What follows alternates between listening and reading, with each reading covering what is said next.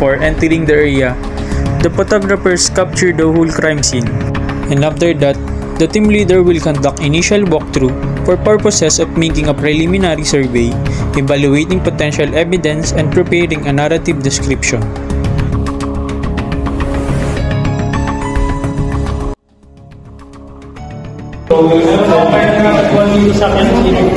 Nakapalit dito ang mga evidence. Evidence man, please, collect all the evidence together with your staff. Sketcher and photographer, please coordinate the evidence man as an evidence. Photographer, please capture the evidence within that scale. So let's go to it. We use the line method.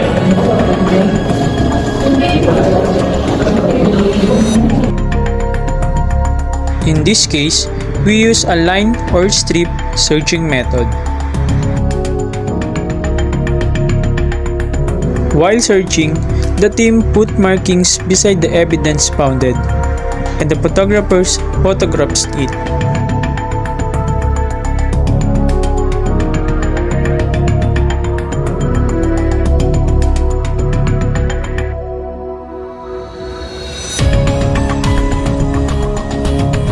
After the search, the evidence man put markings on the pieces of physical evidence they have marked.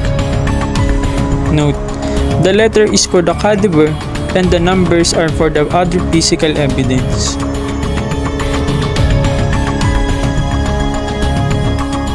The photographer will capture it in general view, mid-range view, close-up view, and bird's eye view.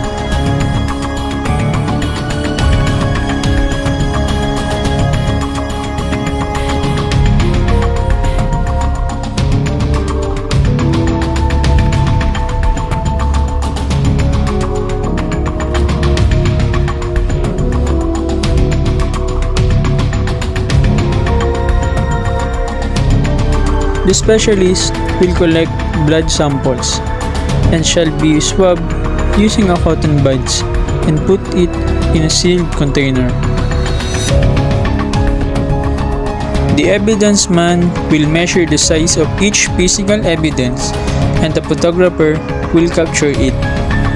We use a triangulation method to know the exact location of each evidences.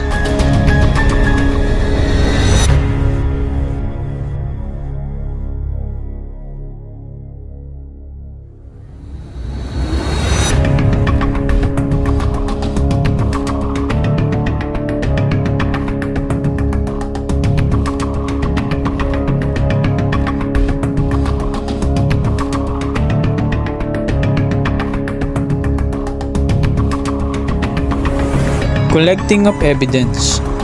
The evidence man will collect the physical evidence and put it in an evidence bag. Note, before collecting the firearms, make sure that it is unloaded and safe.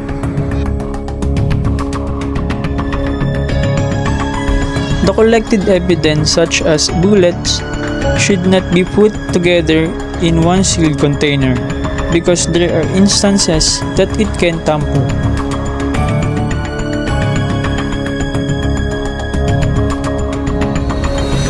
The fingerprint examiner collects the fingerprint of victim.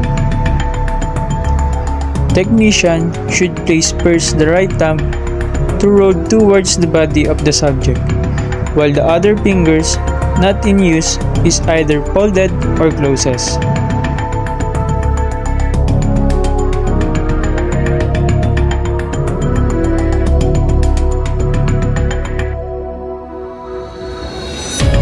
The assistant evidence man, together with the photographer, will coordinate to the sketcher for the measurement of all physical evidence bounded and to make a rough sketch.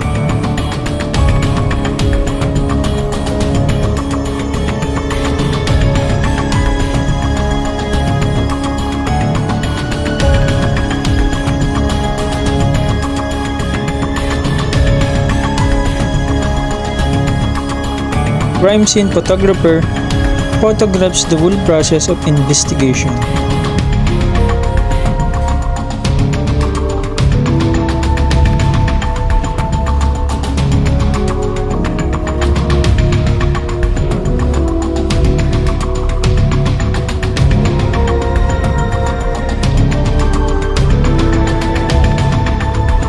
turn over the evidence.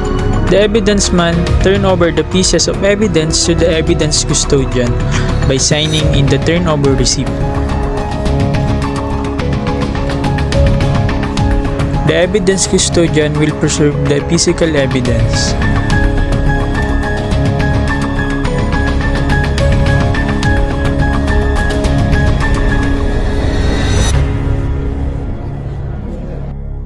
In this procedure, the chain of custody is properly observed.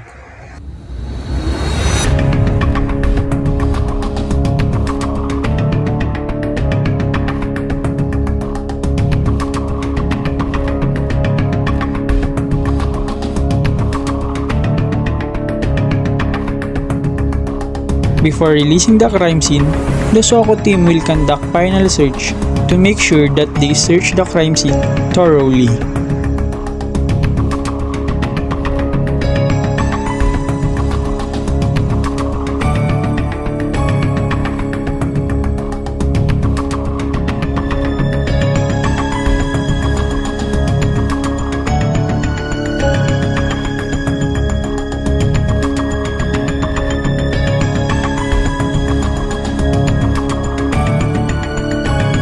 After the final search, the photographers will capture the whole area.